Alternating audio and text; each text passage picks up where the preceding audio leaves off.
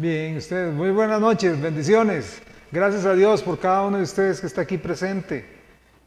Gracias a Dios y me bendice, me entusiasma para poder arrancar nuestro estudio en esta noche.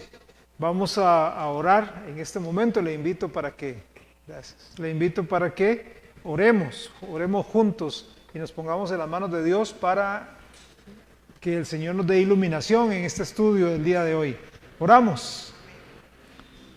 Amado Dios, gracias porque nos has dado esta manera en la cual podemos comunicarnos con usted por medio de la oración.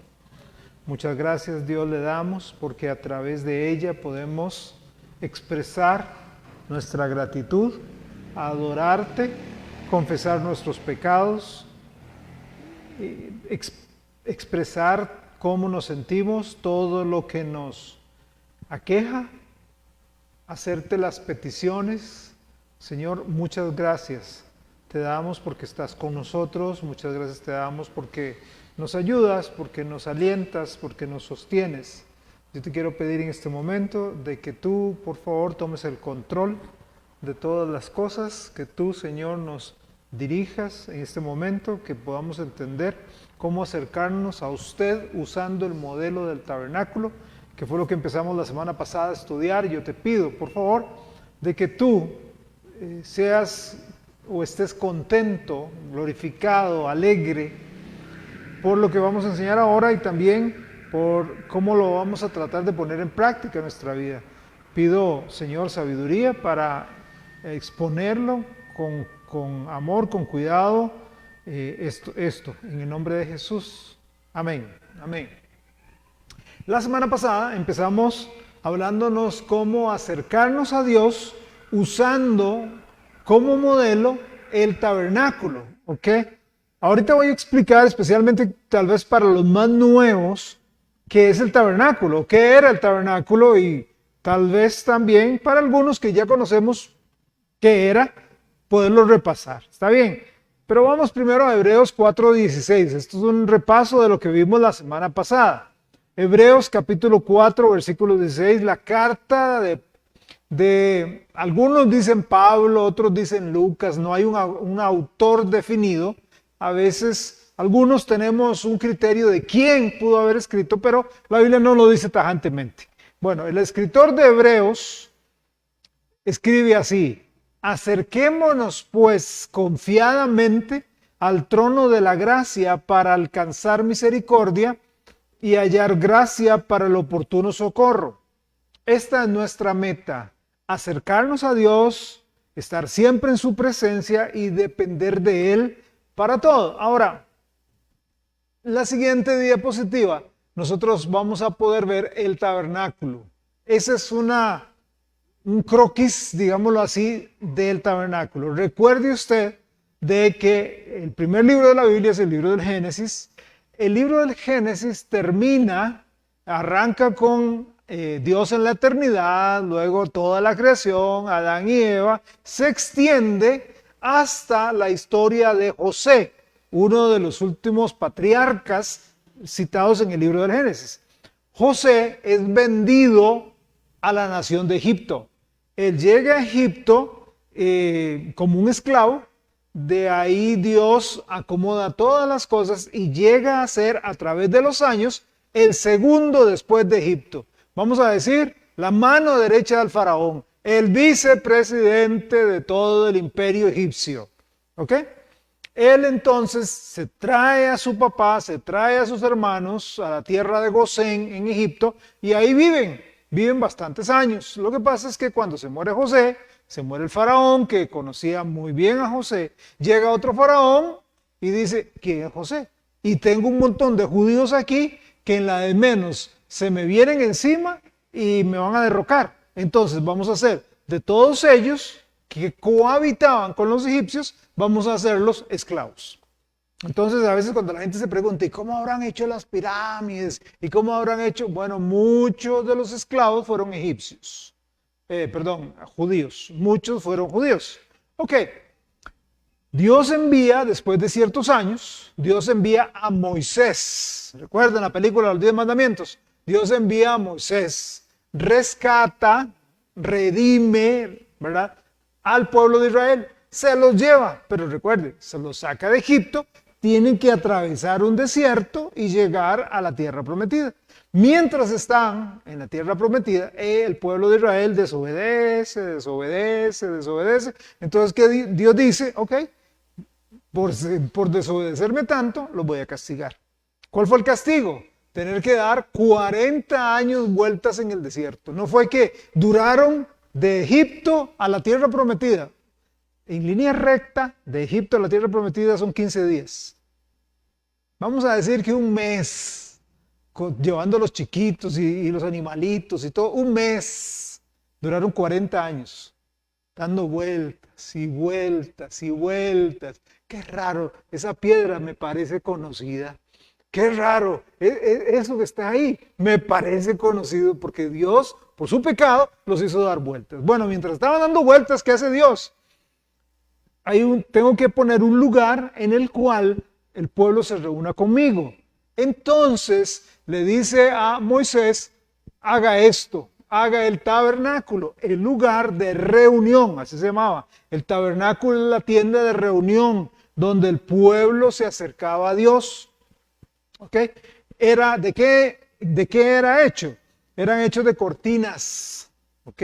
De lino fino, ¿ok? De un lino ahí más fácil de transportar porque eso era movible, era una tienda de campaña movible. La ponían, adoraban a Dios y de repente cuando Dios decía, todo el mundo caminando, dando vueltas, ok, todo el mundo desarmaba todo y un grupo especial, recuerde que los judíos se conformaban por 12 tribus, ¿ok?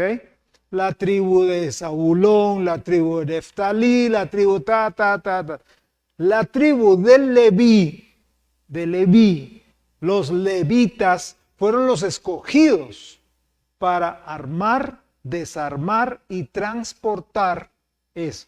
No era cualquiera. Yo le ayudo. ¿De qué tribu es usted? Yo soy de la tribu de, no sé, de Isaacar. No, usted no puede. De la de Zabulón, tampoco. Tiene que ser la de Leví. Eran los escogidos para servir a Dios, ¿ok? Ellos armaban, desarmaban. Y la forma en que lo armaban era esa. Era un rectángulo, ¿verdad? Con cortinas, donde había una sola puerta, ¿ok? Una sola puerta ahí donde ellos podían entrar, o vamos a decir, unas puertitas donde el pueblo podía entrar. Todo Israel, ¿usted se imagina eso? En una gran extensión ahí de arena.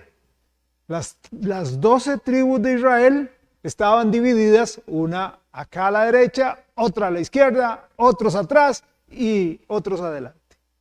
O sea, todas las tribus de Israel rodeaban el lugar. Era tiempo de adorar a Dios, llegaban a presentar sus sacrificios ahí. Entonces, este es a grandes rasgos el tabernáculo. Cuando usted entraba a la tienda, estaba lo que se llamaba el atrio exterior, lo más cerquita de las puertas. Luego el atrio interior, ya más cerca, más bien del tabernáculo. Cuando estaba en el atrio interior, hay un altar de bronce, donde se hacían los sacrificios. No era que se hacían ahí en cualquier matorral o junto a aquellos palos y ahí lo ponemos. No, en ese altar específico se sacrificaba. ¿Ok? De bronce. ¿Por qué? Porque el bronce en la Biblia es juicio, representa juicio. Era el altar del juicio, porque esos sacrificios iban más allá que solamente agarrar una hojita, destazarla y ponerla ahí. Todos esos sacrificios apuntaban a Cristo. ¿Ok? El sacrificio final. Por eso es que nosotros no sacrificamos hoy. Por eso cuando Jesucristo vino, el Cordero de Dios, ya estableció que no hay más sacrificio. El libro de Hebreos lo dice. Jesús es el sacrificio final. Todo eso que pasaba en el altar apuntaba, representa a Jesús. Por eso cuando Juan el Bautista llegó, estaba bautizando en el Jordán, su primo Jesús venía y ¿qué dijo? He ahí, ¿qué?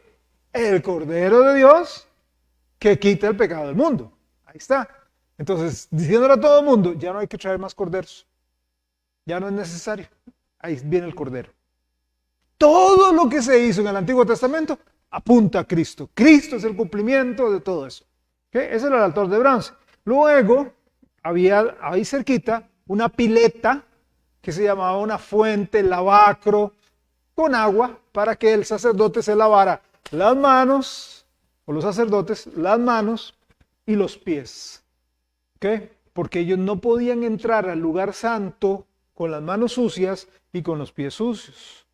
Nosotros tampoco podemos entrar a la presencia de Dios con pecado. ¿Okay? Y ahorita vamos a hablar más sobre eso. Cuando penetrábamos la primera tienda, no era cualquiera, ni siquiera cualquier levita, eran los sacerdotes que salían de la tribu de Leví. De los levitas se escogían los sacerdotes. ¿De cuál familia? De la familia de Aarón. Entonces vamos a ver de los levitas, todo el puño de levitas, estaba la familia de Aarón, estaba la familia de Freddy, estaba la familia de Jorge, estaba la familia ahí está, todas las familias. De Aarón, todos sus hijos iban a ser los sacerdotes. Ellos entraban al lugar santo limpios, con las manos y los pies limpios. Y ahí en el lugar santo, en un pequeño también lugar, habían tres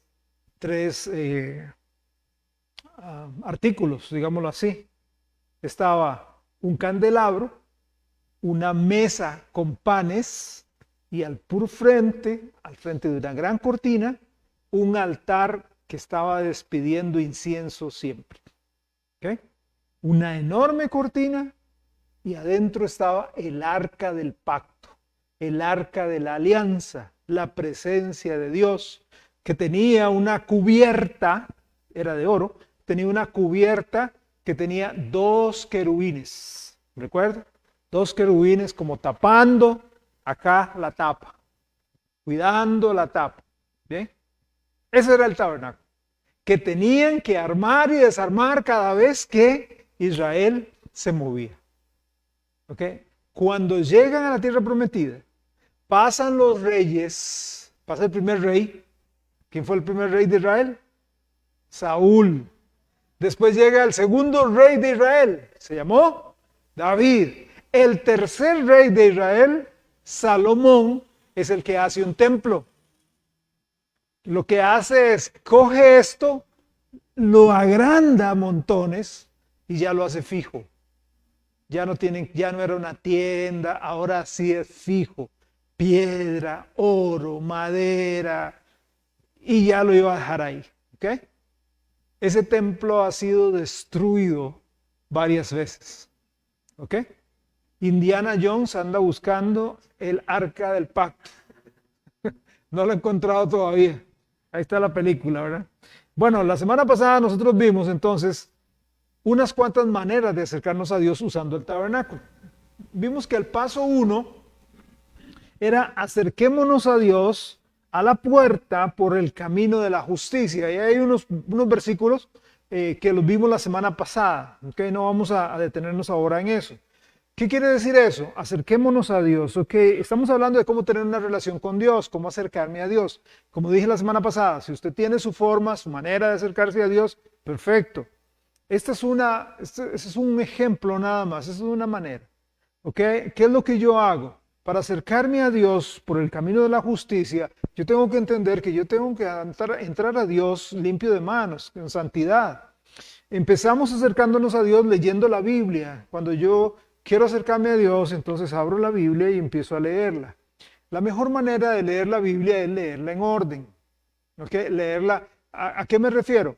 Hay muchos buenos libritos y hay muchos devocionales muy bonitos en internet que de repente el lunes le dicen a usted, léase Salmo 1:4.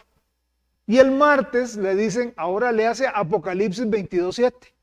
Y el miércoles le dicen a usted, léase Ageo 1:1. Entonces usted está brincando por la Biblia. Como yo dije la semana pasada, no es que eso sea malo, pero eso debe ser un complemento. Lo mejor es que usted diga, yo voy a empezar en el libro de Salmos, o yo voy a empezar en el libro de Proverbios, o yo voy a empezar Y si usted es nuevito en la fe, yo le recomiendo, váyase primero a los evangelios, Mateo, Marcos, Lucas, Juan. Entonces usted dice, ok, lunes, voy a empezar a leer. Vamos a, qué sé yo, voy a empezar a leer el evangelio según San Marcos. Entonces busca un lugar tranquilo y empieza a leer. Principio del evangelio de Jesucristo, Hijo de Dios, como está escrito en Isaías el profeta. He aquí yo envío mi mensajero delante de tu faz, el cual preparará tu camino delante de ti. O sea, hay un mensajero que preparó el camino de Jesús. ¿Quién será ese mensajero? Sigo leyendo. Voz del que clama en el desierto, preparad el camino del Señor, enderezad sus sendas. Bautizaba a Juan en el desierto. Ah, ese mensajero se llamaba Juan. ¿Cuál Juan? Juan el Bautista. O sea, Dios ahí está agarrando mi corazón, que si me vengo levantando, digamos, si yo hago eso, apenas me levanto, yo vengo ahí soñoliento, asurumbado, y si lo hago en la noche, vengo con toda la carga. Entonces, ¿qué es lo que está haciendo? Dios está sincronizándome, por medio de eso está diciendo, tranquilo, no piense en esto, no piense en la reunión, no piense en el trabajo, no piense en la universidad, lea la Biblia para tranquilizarse, sincronizar conmigo. Entonces, de esta manera, yo me paro, ¿verdad? Imaginariamente en las puertas del tabernáculo. Yo estoy diciendo, ok, voy a pasar, voy a entrar en algo serio, voy a entrar en la relación con Dios. ¿Ok? Paso 2, lo dijimos la semana pasada. Entrar por sus puertas con acción de gracias. Ahí está el texto, ¿verdad? En Salmo 100. Después de llegar y pararme imaginariamente hablando afuera y decir, ok, leí las escrituras, me sincronicé con Dios, no estoy pensando en si puse el café o no lo puse, ay, qué tirada, no tengo mantequilla para el pan, sino me centré en este momento, empiezo a agradecer. Empiezo a dar gracias. Dios, te doy gracias. ¿Por qué? Por todo. Por todo. O sea, todo depende del tiempo que usted saque para esto. Si usted dice, tengo toda la mañana libre, te puede sacar bastante rato. Pero usted dice, no, tengo nada más 15 minutos, 20 minutos. Pues obviamente usted tiene que partir todo, ¿verdad? En pedacitos. Voy a sacar un ratito, unos 5 minutos, para agradecer, unos 3 minutos para agradecer. Agradecer la vida, agradecer la respiración, agradecer que estudio, agradecer mi mente, agradecer mi familia, agradecer que tengo pies, agradecer que tengo manos, que tengo ojos, que puedo ver, que puedo leer, que la comida me sienta bien. Agradecer. Agradecer la salvación, agradecer la justificación, la santificación, agradecer la Biblia, agradecer por el país, por la libertad de expresión y culto que tenemos. Agradecer. ¿Okay? Luego pasamos a esto de agradecer. Nos ayuda a quitar el enfoque de nosotros. A veces lo que queremos hacer es brincarnos todo y decir, bueno, Señor, aquí estamos. Necesito varias cosas, Dios, y ya llevamos la lista, como cuando vamos al súper o algo así, de una vez, ¿verdad? Entonces, Dios, vea, yo le quiero pedir esto. No, quite la vista de usted, póngala en Él, agradézcale a Él. El tercer paso es el siguiente. Usted está en las puertas, usted entra, estoy hablando imaginariamente, usted entra y está el atrio exterior, que ya entró. Que en el atrio exterior dice el Salmo 104, alabe, alabe. Lo bonito de esto, como dije también la semana pasada, es que cuando lo mismo que usted puede agradecer a Dios, puede alabar. Alábelo a Él, alábelo por su nombre, alábelo por su grandeza, alábelo porque todo lo puede, alábelo porque Él todo lo sabe. Entonces, primero me analizo leyendo las escrituras, me sincronizo. Segundo, agradezco. Tercero, alabo. ¿Ok? Luego pasamos a un cuarto paso. ¿Recuerdan? Cuarto paso. Sigo yendo hacia adentro, hacia el lugar santísimo. Paso las puertas, atrio exterior, atrio interior. Estoy más cerquita de entrar al lugar santo. En el atrio interior, ¿qué dijimos que encontramos? Un gran altar. ¿De qué es hecho ese altar? De bronce. ¿Ahí qué se realizaba en ese altar? Los sacrificios. Todos los sacrificios. el sacrificio principal era el holocausto. Entonces, yo me ofrezco como holocausto a Dios. ¿Cuál era la característica del holocausto? Era una ofrenda donde se consumía todo. Todo. En otras ofrendas, parte se cogía y se daba a los sacerdotes para que comieran. Recuerde que los sacerdotes eran sostenidos por el pueblo de Israel. Entonces parte era para que ellos comieran. Parte a veces era para otros fines, pero principalmente el holocausto era un sacrificio total. ¿Y cuál es la enseñanza acá? Yo tengo que ofrecerme a Dios totalmente. Así como Jesucristo se ofreció total por mí, perdón. Así como Jesús se ofreció total, no se reservó nada, yo me ofrezco a Él. Eso es lo que dice Romanos 12:1, perdón. Así que, hermanos, os ruego, por las misericordias de Dios, que presenten sus cuerpos en sacrificio vivo, santo, agradable a Dios. Entonces, yo me examiné, yo alabé, yo adoré, di gracias, y ahora, Señor, aquí estoy. Ve que no he pedido nada todavía. Yo aquí estoy diciendo, Señor, soy tuyo. Mis ojos son tuyos, mi boca es tuya, mi mente es tuya, mis pies son tuyos, mis manos son tuyas, todo mi ser es tuyo. ¿Okay? Te pertenezco completamente. ¿Okay? Luego pasamos al paso 5, que vimos la semana pasada también. Y creo que ahí quedamos, en el paso 5. O sea, lo vimos. En el holocausto, y ahí en 2 de Crónicas 7 lo vimos, en el holocausto se pone encima la ofrenda de paz. ¿Qué enseñanza tiene para nosotros? Ok, yo me entrego totalmente a Dios. Yo me entrego. Todo lo que yo soy.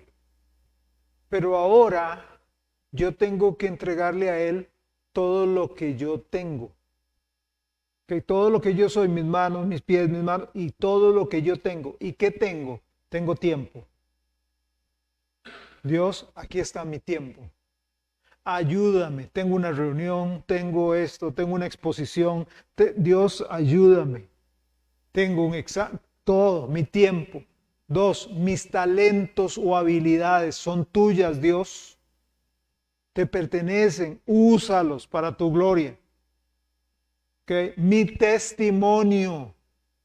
Dios, cuida mi testimonio, cuida cómo hablo porque la gente me está oyendo, cuida cómo vivo porque la gente me está viendo. Mucha gente no va a leer este libro, pero me va a leer a mí y lo va a leer a usted. Entonces, Dios, cuida mi tiempo. Te entrego mi tiempo, te entrego mis talentos, habilidades, te entrego mi testimonio y te entrego mis tesoros. Te entrego todo lo que yo soy, todos mis recursos, todo lo mío es tuyo, Señor. Úsalo para tu gloria. Bien, ahí quedamos la semana pasada. Pero ahí no es todo. Vamos a un sexto paso. ¿Qué tengo que hacer ahora en ese sexto paso? Yo llego y me lavo. Recuerda, había una fuente de bronce, una fuente con agua, un lavacro. Entonces yo llego y me lavo en esa fuente. Estoy hablando imaginariamente. Ahorita vemos en mi vida qué es lo que tengo que hacer. Vamos a Éxodo capítulo 40. Éxodo capítulo 40, versículos 29 al 32. 40, 29. Éxodo 40, segundo libro de la Biblia, Éxodo 40, 29. Y colocó el altar del holocausto a la entrada del tabernáculo. ¿Ok? Del tabernáculo de reunión, sacrificó sobre el holocausto, sobre él holocausto y ofrenda, como Jehová había mandado a Moisés. Versículo 30, aquí está la fuente. Y puso la fuente entre el tabernáculo de reunión y el altar.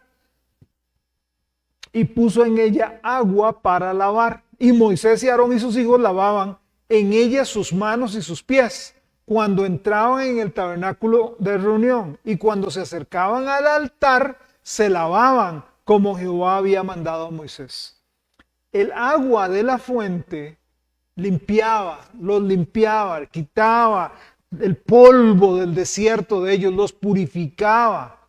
El agua que purificaba, el agua que limpiaba, nos apunta a la palabra de Dios. Cuando nosotros leemos la Biblia, es como agua que a usted le ha pasado tal vez. Usted está trabajando en la tierra y llega, abre la llave, sale el agua y usted pone las manos y sale ¿verdad? Todo ese montón de tierra ahí. ¿Ok? Igual, cuando usted lee la Biblia, empieza a salir de nosotros y la palabra de Dios a mostrarnos, eso no le agrada a Dios. No, eso no está bien. ¿Ok? Ve a Efesios capítulo 5. Efesios capítulo 5. Dice, maridos, amad a vuestras mujeres, así como Cristo amó a la iglesia y se entregó a sí mismo por ella para santificarlo. ¿Y cómo santificó? ¿Cómo santifica Cristo a la iglesia? Dice, habiéndola purificado en el lavamiento del agua por la palabra. Nosotros estamos siendo los cristianos, siendo santificados día tras día a través de la Biblia. No leo la Biblia, no tengo ese contacto para que Dios me diga, esto no está bien, esto no es correcto.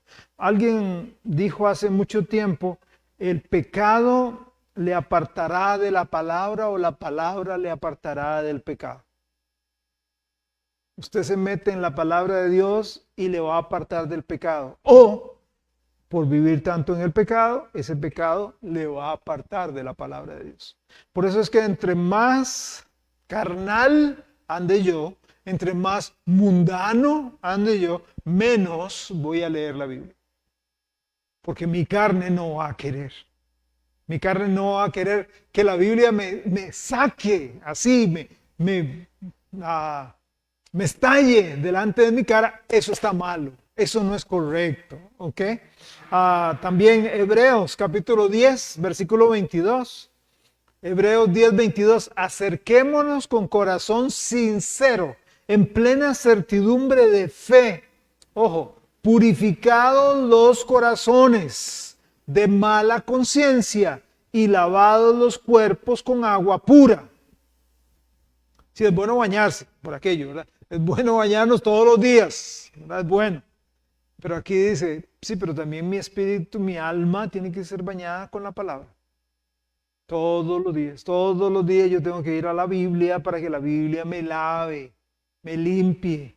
Cuando usted lea la Biblia, cuando usted lee la Biblia, ella va a revelarle que tal vez cierta práctica, cierta cosa que está haciendo, que está viendo, que está pensando, cómo está reaccionando, eso le desagrada a Dios. La Biblia le va a ayudar a ver con claridad eso. Entonces, usted tiene que parar ahí y pedirle a Dios perdón, pedirle a Dios disculpas, lavarse en el agua. ¿Okay? ¿Para qué? Para restaurar la comunión con Él, no para recuperar la salvación, porque la salvación no se pierde, la salvación es eterna, pero mi relación con Él sí. Yo seré hijo de mis papás toda la vida.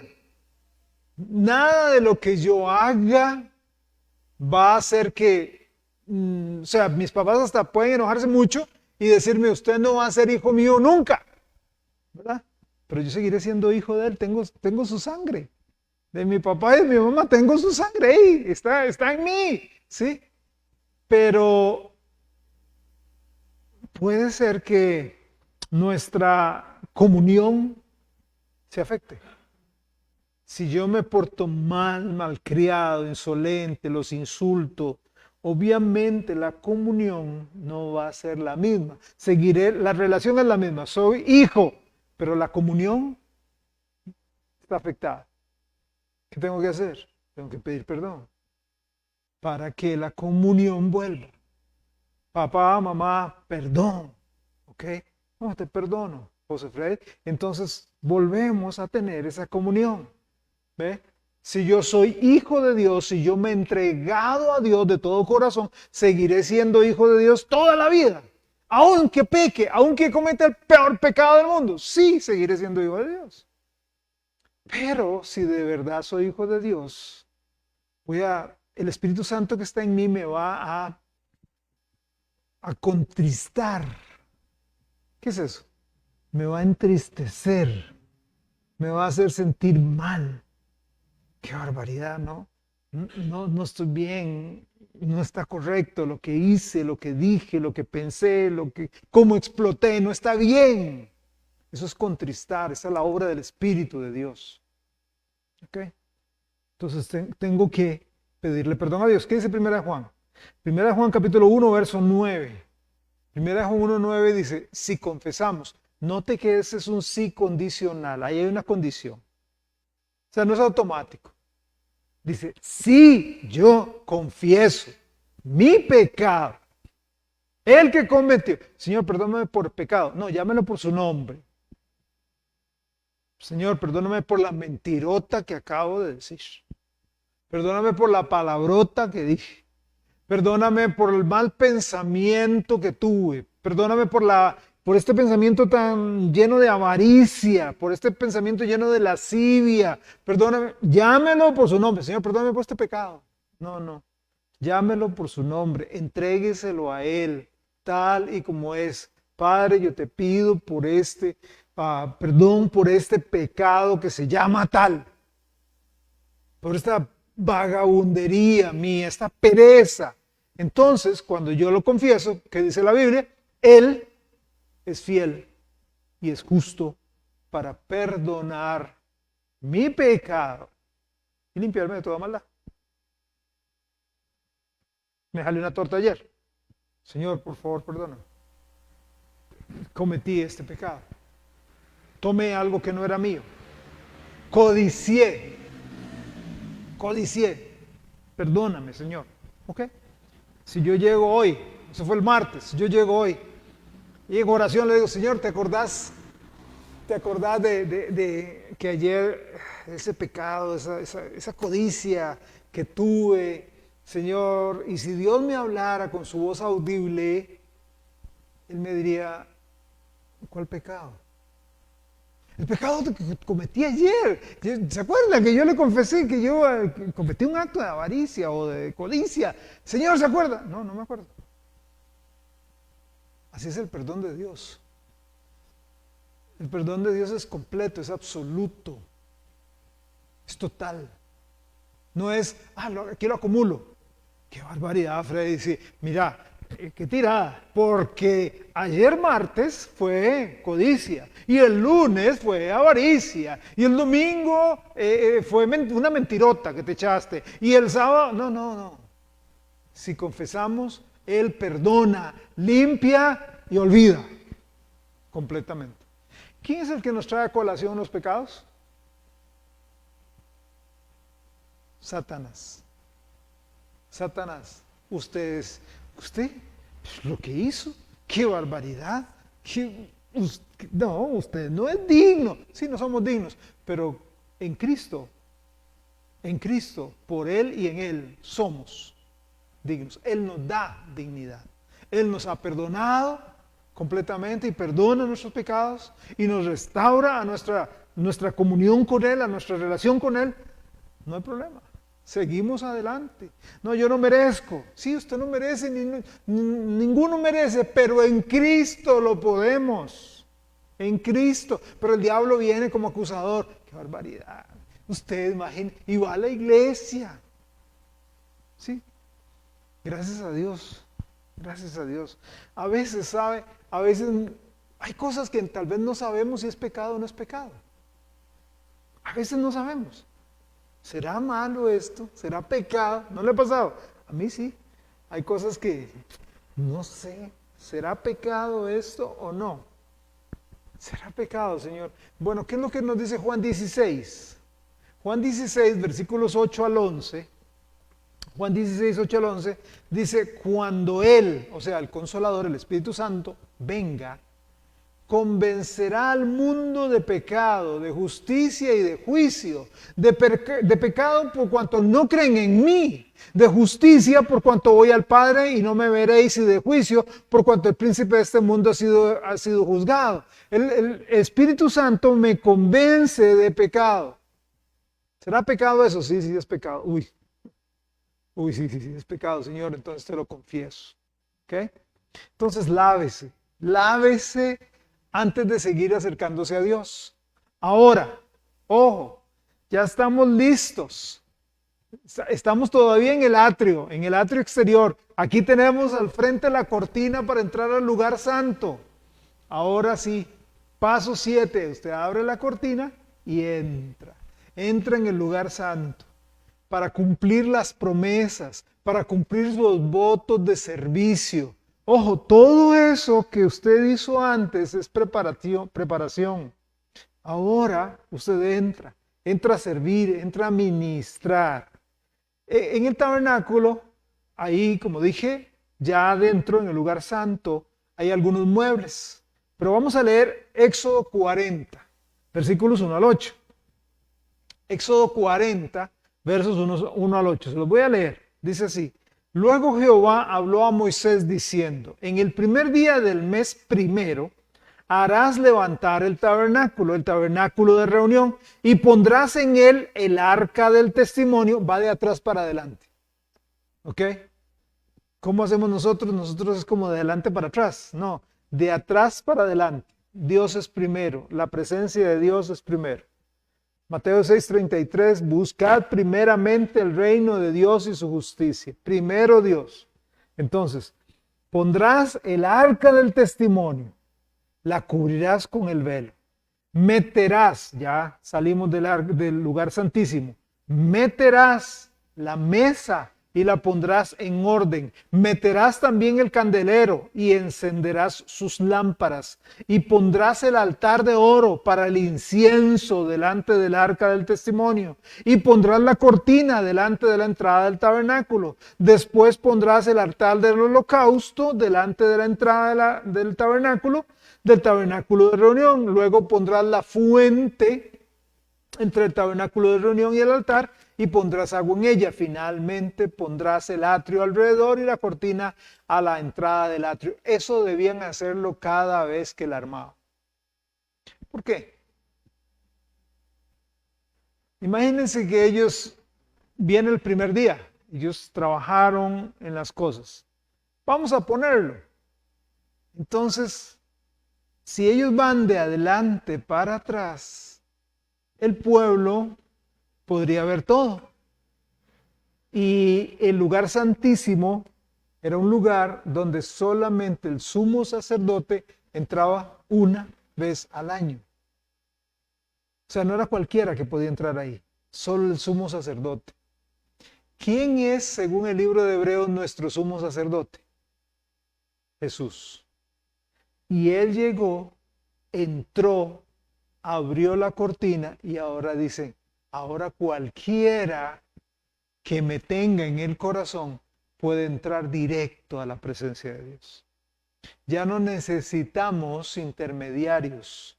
El judío necesitaba llevar el animalito, llegar a donde el sacerdote, poner la mano sobre el animalito, confesar su pecado, sus pecados ahí. El sacerdote tenía que degollar el animal, ponerlo sobre el holocausto, todo eso, e interceder por el pecador.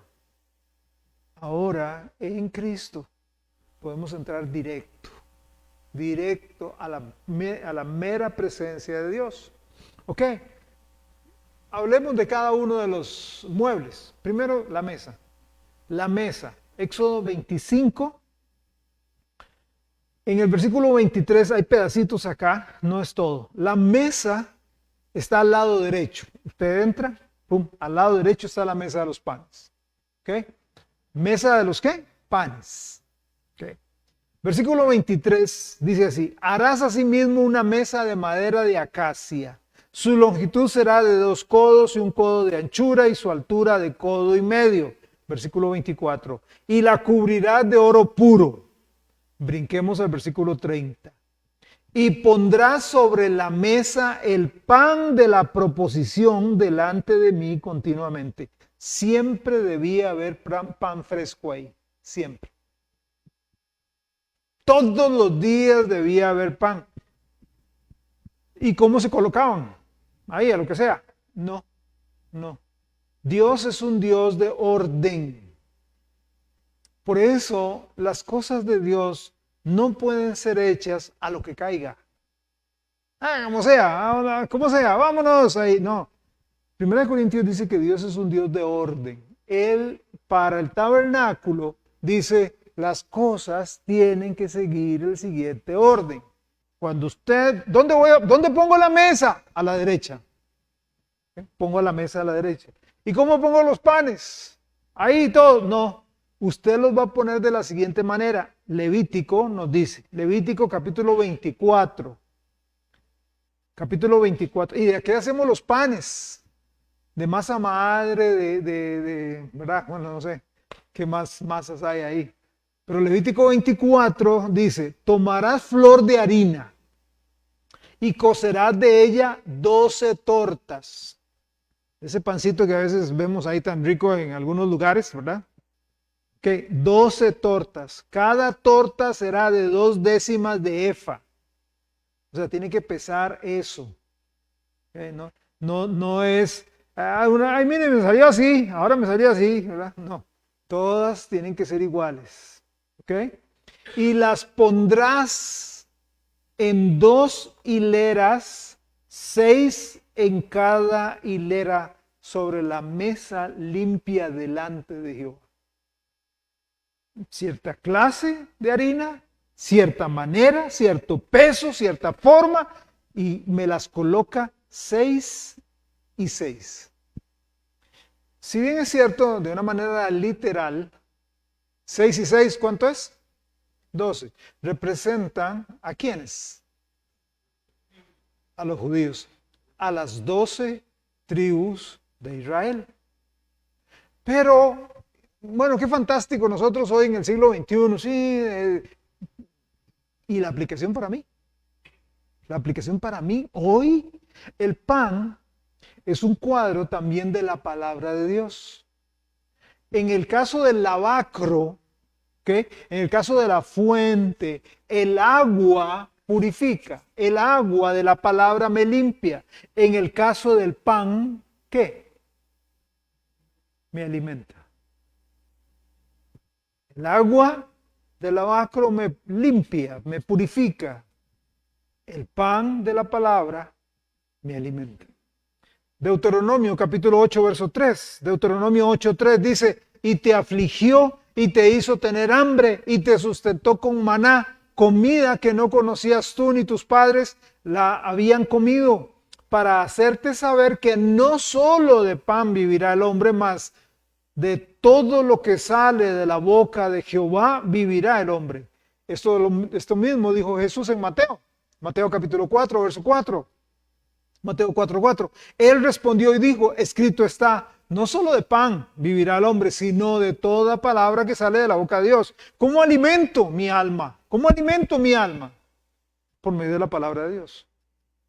Nosotros los cristianos alimentamos nuestra alma por medio de la palabra de Dios. Pero incluso le voy a dar algo interesante. Algo interesante. Está la mesa y dice que hay una hilera de ¿cuántos? De 6 y otra hilera de 6. 6, 6. Si se lo ve así, o sea, si usted viera un 6 y un 6, ¿usted cómo lee eso? 66. ¿Sí? ¿Cuántos libros tiene la Biblia? Dios no hace nada por casualidad. Son de esas curiosidades. Y así como esa hay un montón más de curiosidades.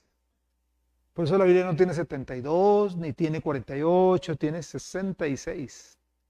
Y desde ahí, ese pan de vida nos está diciendo, mire, el pan el libro mío para las generaciones posteriores va a tener 66 libros. Va a tener 66 libros. Prosigamos. Segundo mueble. Primero, a la derecha usted me pone la mesa de los panes. Aquí tengo el candelero. ¿A dónde lo pongo? Al lado contrario. Póngalo al lado contrario. Póngalo a la izquierda. Candelero, mesa de los panes. El candelero era hecho de una pieza de oro.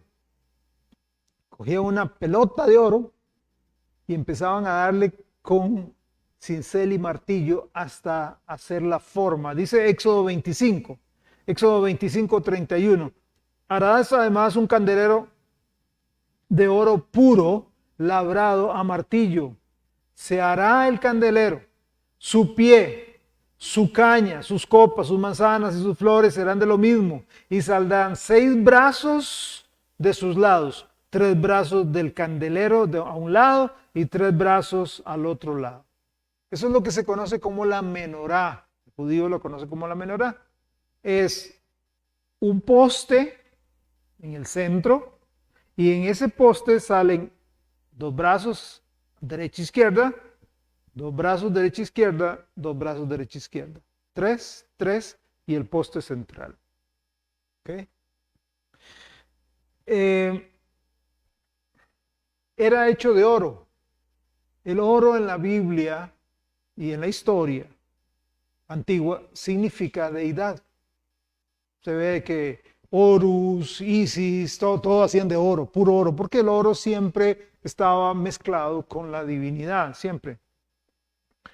Fue hecho de una sola pieza, tenía, como le digo, la parte central, y cuando entramos en detalles, otra vez, Dios era un Dios de detalles. Dice, me hace una manzana, una figura, una hoja, una manzana, una figura. O sea, no era así, hágame lo que sea, como caiga. No. Dios quería que fuera una obra primorosa, como le llama la Biblia. Bella, hermosa. Dios es un Dios de detalles. Por eso es que cuando el diablo venga y le diga, no, Dios, a usted no le importa a Dios. Para nada le importa. No, a usted le importa a Dios. Cada detalle de su vida le importa a Dios. Dios le importa lo que usted siente, Dios le importa lo que usted piensa, Dios le importa lo que usted estudia, Dios le importa en donde trabaja, Dios le importa su matrimonio, Dios le importa sus relaciones, Dios le importa todo lo suyo, porque Dios lo ama. Si se preocupó por hacer un candelabro, no se va a preocupar por usted. Con los mínimos detalles, no se va a preocupar por usted. Ahora, ¿y qué me representa a mí ese candelabro? ¿Qué me representa a mí? El candelabro me representa al Espíritu Santo. Al Espíritu Santo. Porque el Espíritu Santo da luz. ¿Ok? El Espíritu Santo es el que me da luz. Este libro, sin el Espíritu Santo en mi vida, se me cierra. No entiendo ni papa. Nada. Sí, por intelecto, unos cuantos conceptos. Adán, Eva, un paraíso, sí, pero de ahí no pasé. Son solo historias y nada más.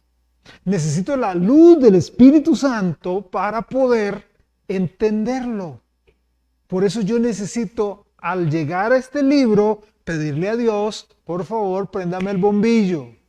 Por favor, Dios, ayúdeme a ver sus palabras y a entender sus palabras. ¿Sí? El candelabro dije que tenía 7 brazos. El poste central, 3 más 3. ¿Ok? Que me representan al Espíritu Santo. Me presentan las 7 manifestaciones del Espíritu Santo. Porque el Espíritu Santo se representa en 7 manifestaciones. ¿Dónde dice eso? En Isaías. En Isaías capítulo 11, versículo 2.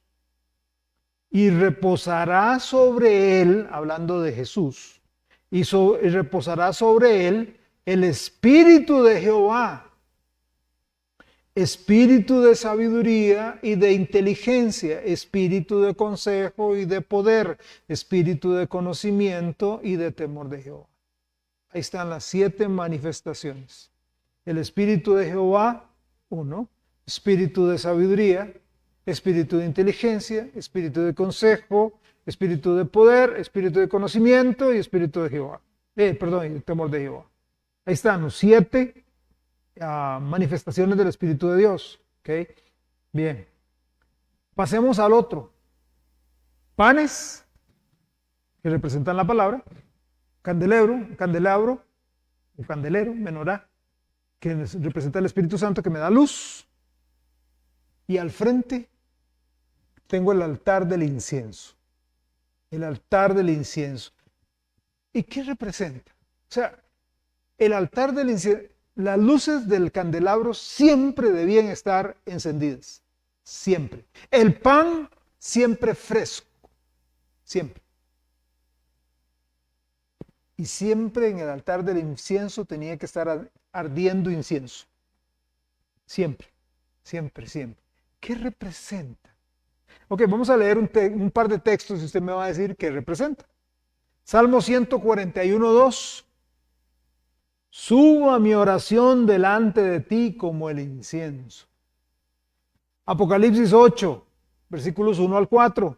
Cuando abrió el 7º sello, se hizo silencio en el cielo como por media hora, y vi a los 7 ángeles que estaban en pie ante Dios, y se les dieron 7 trompetas. Otro ángel vino entonces y se paró ante el altar con un incensario de oro, y se le dio mucho incienso para añadirlo a las oraciones de todos los santos sobre el altar de oro que estaba delante del trono. Y de la mano del ángel subió a la presencia de Dios el humo del incienso con las oraciones de los santos. Entonces, ese altar del incienso donde sube incienso, ¿qué representa?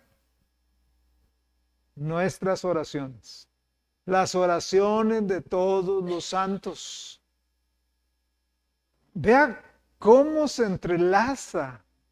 Recuerda lo que yo dije, todo lo primero es preparación. Yo me analizo, me examino, yo yo doy gracias, yo alabo, yo me lavo en lavacro, yo me ofrezco como un sacrificio vivo, le ofrezco a Dios absolutamente todo, entro al lugar santo, voy a la palabra con la iluminación del Espíritu Santo en oración y así ministro. Así sirvo a Dios. ¿Ok? Nunca tenemos que ministrar. Nunca tenemos que ministrar. Nunca tenemos que servir a Dios si estamos con las manos sucias. Nunca. Si tenemos una vida sucia, una vida incorrecta. No una vida perfecta, porque nadie podría servir a Dios aquí en la tierra. Porque perfectos no somos. Pero sí usted sabe si está caminando como Dios quiere. Por eso yo necesito estar todos los días. Usted necesita. Es que porque usted es el pastor. No, todos nosotros. Porque si viene una persona y le dice a usted, mira qué situación más horrible, ¿qué puedo hacer? Usted que es cristiano, usted que dice que va a ir al cielo, ¿me puede conducir a mí al cielo? ¿Qué va a decirle? Si usted no está en la palabra con la iluminación del Espíritu Santo y en oración, ¿qué va a decirle? Y esto es para todos. Esto es para el que predica la palabra, esto es para los que cantan, esto es para los que participan en artes escénicas, esto es para las personas que evangelizan, esto es para los que discipulan, se ocupan los tres. Las tres cosas tienen que ir de la mano. Las tres cosas van juntas. Andamos en la palabra, en el pan, iluminados por el Espíritu y con la guía del Espíritu Santo. Y siempre en una actitud de oración, siempre. La palabra, el Espíritu y la oración. El pan sobre la mesa, el candelero iluminando y el altar del incienso. Todo ahí en el lugar santo. Todo. Eso lo puede ver en el evangelismo. Palabra, Espíritu y oración. Predicamos, ¿qué es lo que predicamos? A nosotros mismos, contar historias, cuentos, chistes, sueños, viajes. No, hablamos de la palabra. hablamos de la palabra. Y el Espíritu Santo usa la palabra y la siembra en el corazón y hace que esa palabra germine. No es nuestro trabajo. Mi trabajo, su trabajo es simplemente sembrar la semilla. Su trabajo, nosotros no salvamos a nadie, pero sí sembramos la semilla. Si bien es cierto, sí, la salvación es de Jehová, pero no es que usted va caminando y, ya soy salvo, Dios me tocaste. No, alguien tuvo que llegar con la palabra. Alguien tuvo que hablarme la palabra. Alguien tuvo que darme, no sé, por aquí anda, tuvo que darme un tratadito tal vez y me hizo recapacitar. Alguien me habló directamente de Cristo. Yo, sí, y el Espíritu Santo trabaja en esa palabra. ¿Ok? ¿Y cómo riego yo eso? En oración. El discipulado, exactamente lo mismo. Palabra, espíritu y oración. Enseñamos la palabra a los nuevos convertidos para establecerlos en la fe y entrenarlos en la misión que todos los cristianos tenemos aquí en la tierra. ¿Y cuál es? Hacer discípulos. El Espíritu ilumina a esos nuevos cristianos, elimina el entendimiento de esas personas para saber cómo aplicarlo. Y oramos sin cesar para que la gloria de Dios en la edificación de esos nuevos creyentes haya entonces una reproducción. ¿Cómo se reproduce la iglesia? Yo siempre, antes yo pensaba, Dios, ¿por qué la diferencia? ¿Por qué la diferencia entre la iglesia de Hechos? Y en Hechos vemos dos, por lo menos, vemos varias iglesias, pero así como grandes, vemos dos grandes iglesias. La iglesia de Jerusalén y la iglesia de Antioquía. Hay otras más que Pablo estableció en otros lugares, pero vemos dos grandes iglesias ahí. Entonces, hablando de la de Jerusalén, o sea, yo veo que dice, el proceso de ese crecimiento, yo veo que Jesús vino, seleccionó un montón de discípulos, de esos escogió a 12, los capacitó, y luego de esos 12, más o menos como a la mitad, casi final del ministerio de Jesús, entrando al tercer año, ya habían 70. 12 estaban entrenando a 70. Cuando Jesús muere y nosotros nos vamos al libro de Hechos de los Apóstoles, que es la narración posterior a la muerte de Jesús, vemos que en un aposento alto, hay un segundo piso, probablemente de una casa, habían ¿cuántos reunidos? ¿Cuántos estaban reunidos orando, pidiendo a Dios, suplicando al Señor? Ya no eran 12, ya no eran 70, eran 120. 120. Y viene el día de Pentecostés. ¡Bum! ¿Y cuántos hay? ¿Cuántos narra la Biblia que ese día se añadieron a la iglesia? 3,000 personas. 3,000 más 120. 3,120. Y si sigo sumando ahí unos 3, 4, 5 capítulos después, vemos que solo hombres, Pedro llegó y dijo, vamos a hacer una reunión de hombres, solo los hombres, eran 5,000. Y si seguimos adelante, calculan que la iglesia llegó como a 75,000 personas, antes de la persecución que Pablo o Saulo hizo ahí. Entonces yo digo, bárbaro. ¿Qué pasa hoy? ¿Qué pasa hoy? Yo creo que varias cosas, pero una de ellas es que a la gente se le olvida cuál es la misión que la iglesia tiene. La iglesia, todos. ¿Cuál es la misión que la iglesia tiene? La iglesia tiene la misión de la edificación. Recuerda Efesios 4:11. Él mismo constituyó a unos, dice apóstoles, evangelistas, pastores, maestros, ¿verdad? A fin de perfeccionar a los santos para la obra para la edificación de la iglesia. ¿Y cuál es? ¿Cuál es? Que la iglesia se reproduzca, que la iglesia evangelice. ¿Cuánto estamos evangelizando como iglesia? ¿Estamos evangelizando como iglesia? ¿Estamos alcanzando almas? No solamente en predicación, sino a otras personas. Y la idea no es, ok, alcancé a una persona, ahí la dejo como un bebé solo. No, me acerco a ese bebé en Cristo y lo ayudo a crecer. ¿Para qué? Para que ese bebé se convierta en un evangelista también. Y ese evangelista gane a otra persona y lo haga un discípulo y luego lo haga un evangelista y lo haga un discípulo. Así la iglesia sigue creciendo revolutivamente, sigue capitalizando, sigue multiplicándose. Y no es solamente, bueno, vamos a ver quién trajo visitas, vamos a ver quién, ay, nadie trajo visitas. Vamos a ver quién evangeliza, no, solo el pastor o unos cuantos, no todos. Si todo lo hacemos, eso es donde vamos. Pero no estamos en la palabra, entonces la palabra no nos puede redarguir, no estamos en oración, entonces, y no estamos caminando en el Espíritu, porque si fuera así, andaríamos buscando almas, muchas almas. Por fin, cuando usted está ahí, usted va a amar a Jesús. Vea Cantares. Cantares capítulo 1, versículos 7 y 8.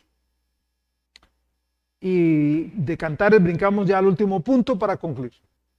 Cantares 1, 7 y 8. Hazme saber, oh tú, a quién ama mi alma. Pregunto, ¿a quién ama su alma? ¿A quién ama? ¿O qué ama su alma? Lo que debe o a quien debe amar nuestra alma es a Jesús. A Jesús por encima de todo y todos. Hazme saber, oh tú, a quién ama mi alma. ¿Dónde apacientas? ¿Dónde cesteas al mediodía? Pues, ¿por qué había de estar yo como errante junto a los rebaños de tus compañeros? Si tú no lo sabes. Oh hermosa entre las mujeres, ve, sigue las huellas del rebaño y apacienta tus cabritas junto a las cabañas de los pastores. ¿Dónde está nuestro amado? Notemos que está entre las ovejas ministrando. A veces nos sentamos y Señor, ¿cuánto te amamos montones, te amamos. Vaya y busque a su amado entre las ovejas, en el servicio, en la gente. Y no solamente en la gente que me cae bien, en la gente con la que yo me llevo, sino con todo el mundo. Con todos. Si queremos estar en la presencia del Señor, tenemos que estar con Él en el ministerio de la palabra. Evangelizando, discipulando, llenos del Espíritu Santo, orando siempre y llenos de la palabra. Y finalmente, paso número 8. Entramos a la presencia de Dios. Entramos a la presencia y ahí nos gozamos. Nos gozamos con el Señor. Nos gozamos con Él. Hay varios textos más, pero voy a quedar acá. Le pregunto, ¿usted se goza con su Señor? O sea, cuando usted entra en la presencia del Señor, ¿usted se goza con Él?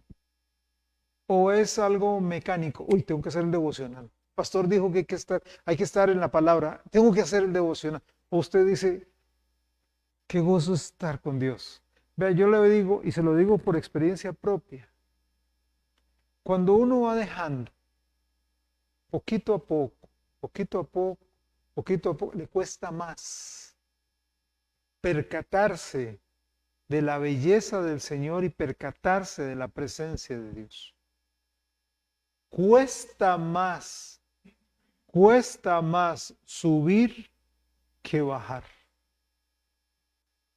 Cuesta más. Bajar, súper fácil. Volver al nivel donde usted estaba, volver al nivel que usted tenía, cuesta mucho, cuesta tiempo, cuesta esfuerzo, cuesta sacrificio, por eso no se la juegue. No deje. Si usted en este momento dice, de verdad que no estoy siendo muy consciente de la presencia de Dios. Yo antes me gozaba, yo escuchaba la música cristiana y antes me gozaba en la música cristiana. Yo antes me gozaba en la presencia de Dios. Yo antes me gozaba sirviéndolo, pero ahora no tanto. No es que estoy en el mundo, en el pecado ahí, ¿verdad? Revolcándome. No, tal vez no, pero me estoy volviendo tibio. Me estoy volviendo tibio. Estoy entibiándome. Bueno, yo hoy le motivo para que le confieso eso a Dios como un pecado y le pida a Dios, ayúdeme a calentarme con usted. Y qué buena época en la que estamos entrando, de Navidad, del nacimiento de Jesús, para hacerlo. Oremos. Señor, en este momento llegamos delante de su presencia. Yo creo que Nehemías es un cuadro sobre esto. Nehemías llegaba y te decía, he pecado contra ti, la nación toda hemos pecado. Y uno se pone a ver la vida de Nehemías y Nehemías pues no había cometido pecado ni nada, pero él se identificaba tanto y él decía, no, yo he fallado, Dios, yo he fallado, te he fallado. Perdóname, Señor. Por favor, ayúdame, perdóname. Señor, perdónanos. Te pedimos para nos ayudes a levantar, Dios, la bandera. Si estábamos mal, yo te ruego, Dios, que volvamos a arder en pasión por ti. Dios, que vuelvas a ser el primero por encima de todo y de todos. Te suplico, Dios, de que si estamos sinceramente llegando a volvernos tibios, no permitas que pongamos un alto y retrocedamos. Volvamos, Dios, a ti. En el nombre de Cristo Jesús te lo estamos pidiendo. Amén. Amén. Hermanos, antes de concluir, antes de tomarnos ahí el cafecito, quiero mencionar un par de anuncios. Número uno, recordarles, por favor, y recuerden a los demás, y vayan al chat de anuncios. Si usted no sabe cuál es el chat de anuncios, y no lo tiene, no se ha metido, por favor, mándenos un mensaje al chat de la iglesia, y ahí lo vamos a incluir o le vamos a mandar un link donde usted se incluye y así le van a llegar los anuncios de la iglesia. Este próximo domingo, recuerden, no tenemos culto en la mañana. Este domingo que viene no tenemos culto en la mañana. Tenemos culto hasta las 4 de la tarde. 4 de la tarde tenemos el culto. Recuerden, hay una carrera, la ciclística, todo eso. Y además vamos a ver varias cosas. Vamos a tener obviamente tiempo de alabanza, la predicación de la palabra de Dios, tendremos la finalización del drama Una Cena de Navidad, que ha venido en 2 partes, esta es la tercera, y además tendremos una presentación del grupo de niños y para cerrar con broche de oro, la tamaleada. Entonces vamos a tener un tiempito ahí de compañerismo, comernos un tamal, compartir juntos, este domingo a las 4 de la tarde. Por favor, téngalo presente, ¿no? Si viene en la mañana, va a estar todo cerrado. Entonces, por favor, 4 de la tarde es ahí. Luego, de hoy, hablando del culto miércoles, el estudio bíblico la próxima semana. De hoy en 8 es 24 de diciembre. No tenemos culto. ¿Cuándo lo tenemos? No es que vamos a quitarlo. Lo tenemos el 23. El martes 23, se va a estar anunciando también en el chat de anuncios, se va a pasar para estar recordando, pero no hay, el miércoles 24 no hay, sino el miércoles 23. Martes 23 tendremos igual, cafecito, fresco, todas las cositas para comer y el estudio de la palabra de Dios. ¿Okay? Martes 23. Entonces, estamos avisados. Que Dios los bendiga, que pasen muy buena noche, que Dios los guarde.